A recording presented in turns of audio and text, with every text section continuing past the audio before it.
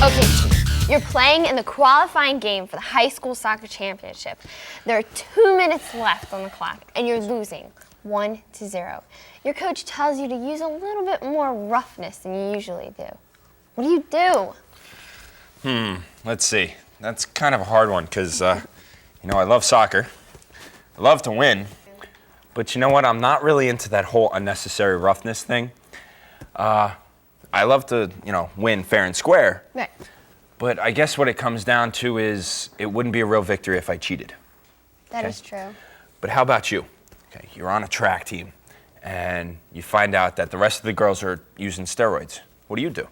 Well, I'm definitely not going to use drugs. I'm going to win because God created my body a certain way, and I'm going to work up to the potential to be able to win fair and square without cheating or using drugs. That's true. So. Christian values sometimes come into conflict with sports depending on, what sports philosophy you live by. For example, the most important thing to do is win. Of course, yeah. So. Hi, I'm Adriana. And I'm Steve. And this is Real Faith TV. TV. Now, winning is the most important thing, of course. Then decisions will be made to ensure that you actually win. And sometimes that means that morality is thrown out the window. Totally. Cheating, using steroids, unnecessary roughness, they're all just considered justified in this, this philosophy of just having to win. But this is not the road Jesus asks us to follow. Not at all. And sports and Christian values, they also go together. Well, I think they do. That's what we're going to be talking about today on Real Faith TV. We will meet Jay, a high school athlete who resists the temptation to cheat or play unfairly in sports. We will also get the opinions of some teens on this topic. First, let's see what our studio guests think about this topic. Sounds good. Joining us today, Sarah, Mike, Joe, and Kate. Now, some positive values that are reflected in sports are, I think, teamwork, discipline, focused attention. Like, you have to be focused and know what your goal is, and really strong perseverance. That's what I think. Right, and also the ability to learn from your mistakes, respecting one's body by nourishing and resting it every once in a while. You got to do that properly. Have any of you, being on an athletic team, has that helped you develop to the person you are today? Has it taught you anything? Or? Yeah, I think it's really taught me a lot about how to work with other people, because a lot of times Teamwork. I would just try to be independent. Right. Yeah, so now I try to be a little bit more dependent on my friends on the team and then let them do their job when they're in their position, and then when the ball comes to me, I'll take it or I'll pass it to them, or, I can just depend on them a little bit more, and it's not all about me. Also to be at practice and certain things like that, so you know what you're doing and you don't let them down.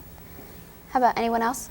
Well, I think a perfect example of the way sports positively influence your character is Lance Armstrong. He survives cancer, he learns all about perseverance, and then he goes on to win the Tour de France 3 times. And then, with his closest competitor behind him on the race, he falls down, possibly hurts himself falling down a cliff on his bike. Lance stops his bike to wait for him to get back up to make sure he's okay.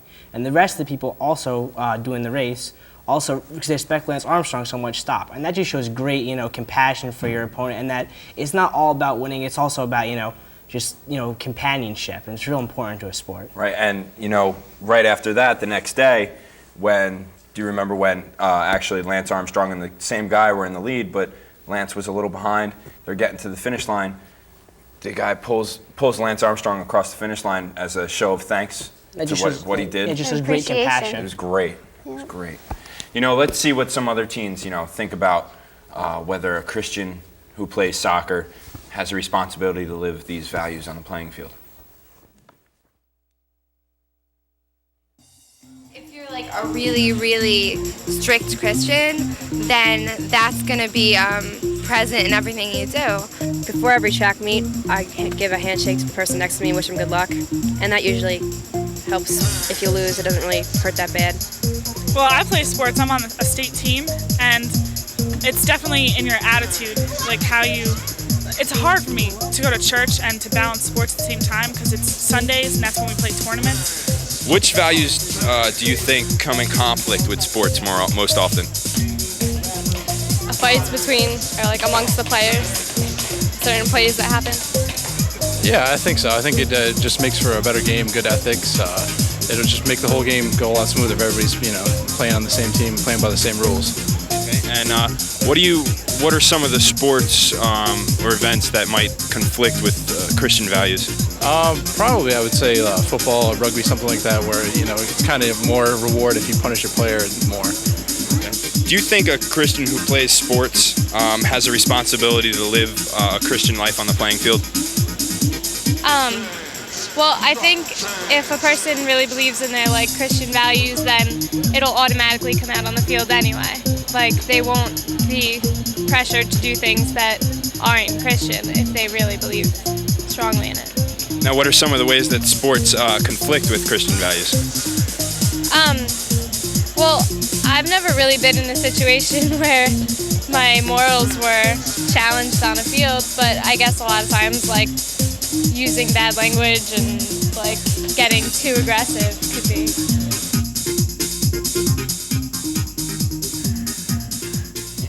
Being a Catholic, it's not only a Sunday-only thing, It's a way of life, whether we're on the field or not.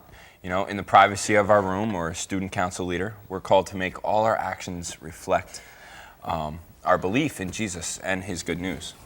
That is so true.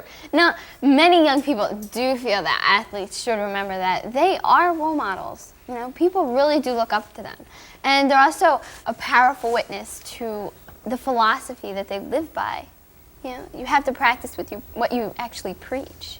Can you name any athlete who you think is a good role model? I mean, you said Lance Armstrong? Lance Armstrong, yeah.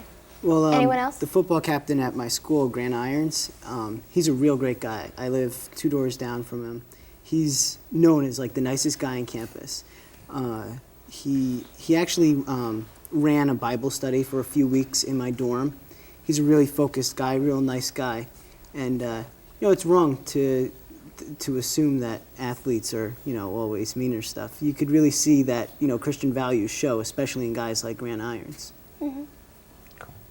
I personally like Mia Hamm and the entire women's soccer team. I mean, it's a bunch of women that pushed their way to the top, and now look how popular they made it, and look how many girls they've influenced to play this game and become active and reach for their goals. I think that's amazing that they could do that. Definitely making a change, and role models like that. Yeah, definitely. Really make a difference. Vanessa talked with Jay, a high school athlete who he's a role model in his own right. Let's find out what he thinks about cheating and playing unfairly.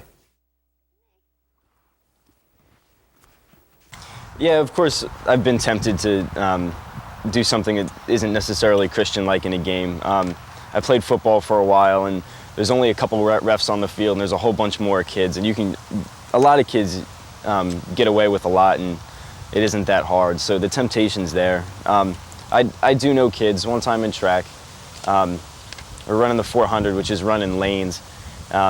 He was on my outside, and during the back stretch where the referee isn't, he cut into the first lane, stayed in the first lane for the second turn, so he actually ran shorter than the 400 meters, and really took advantage of there being only one ref and the ref being on the other side of the field. We were all annoyed, but not much you can do about it. You get over it.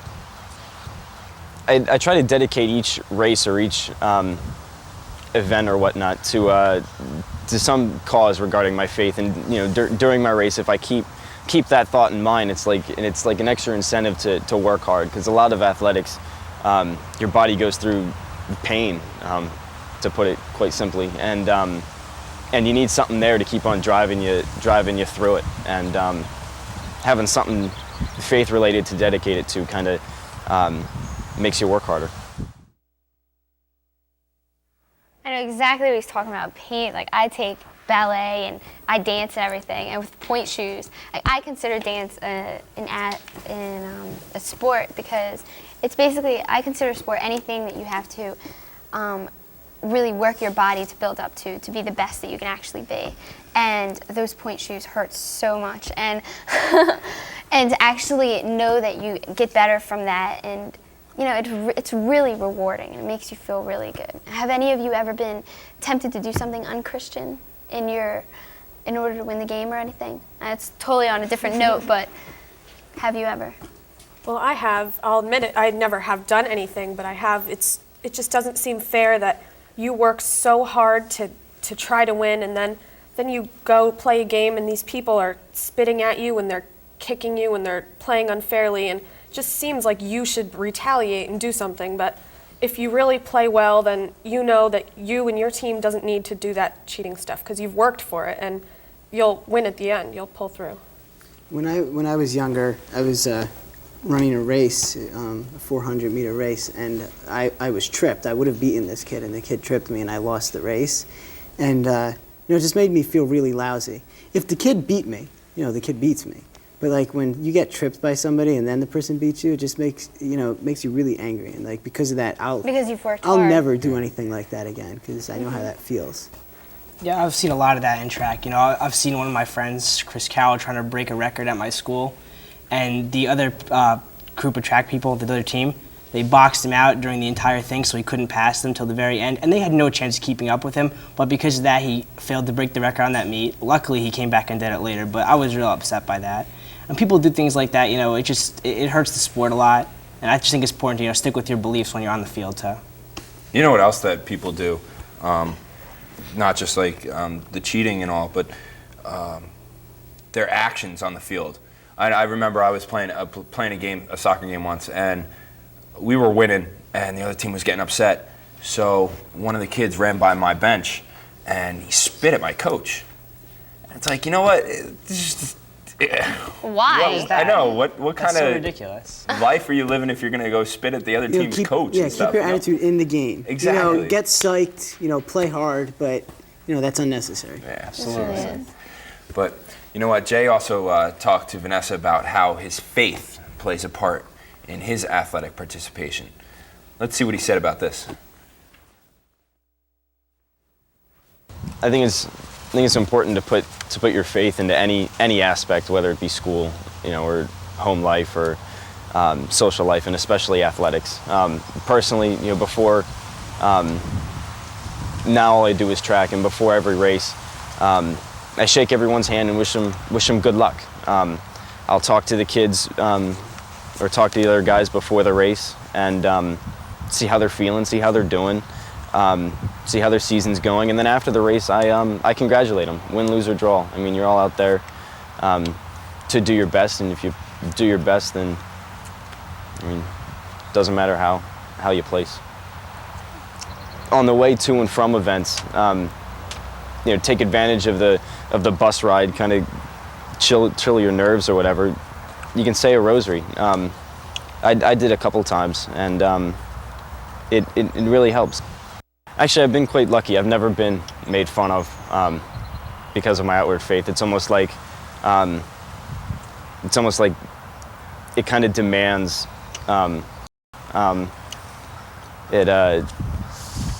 being a captain of the track team for the past 2 years. It's been a great chance for me to kind of be an example for the younger kids on the team, and they take advantage of it. So no, I've been quite lucky in that perspective.